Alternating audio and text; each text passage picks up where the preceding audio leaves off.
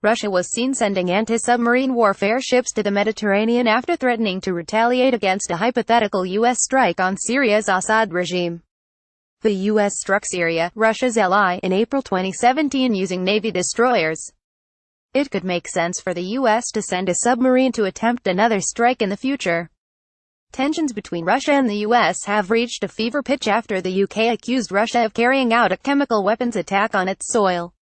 The U.S. and Russia have become engaged in an increasingly hot war of words over the warfare and suffering in Syria, and Russia was seen sending heavy naval firepower to the region around the same time it threatened to retaliate to any U.S. strikes. Russia has supported Syrian President Bashar Assad for years during his country's 7-year-long civil war.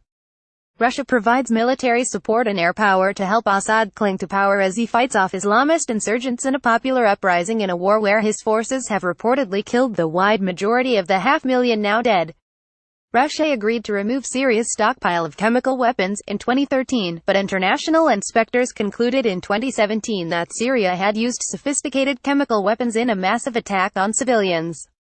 The U.S. responded with a naval strike that destroyed much of the airbase the Pentagon alleges carried out the attack. The next day, Russia vowed to retaliate if the U.S. struck Syria, by destroying any missiles or launchers used.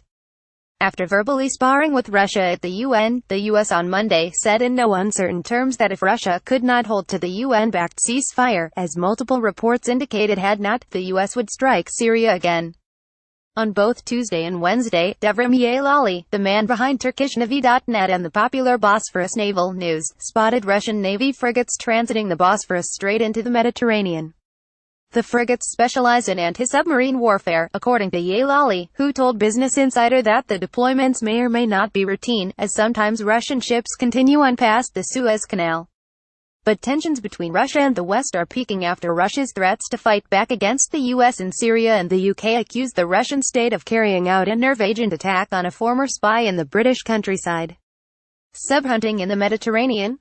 Or routine deployment? When the U.S. attacked Syria as punishment for the chemical weapons attack in April 2017, it did so with Navy destroyers firing 59 cruise missiles. The U.S. also has submarines that can mount a similar attack, and if the U.S. wanted to repeat the assault, it may be wiser to send a submerged vessel. A submarine would likely not create the obvious red flag of U.S. destroyers returning to the shores where they once laid waste to a significant portion of Assad's air force. But the U.S. has plenty of options to strike Russia in Syria if they chose, including air power and ground systems. Additionally, it's standard practice for any military to move supporting platforms into an area where it bases troops, so Russia's introduction of naval power into the Mediterranean may be simple protocol for protecting Russian servicemen in Syria. Site highlights each day to your inbox. Follow Business Insider Australia on Facebook, Twitter, LinkedIn, and Instagram.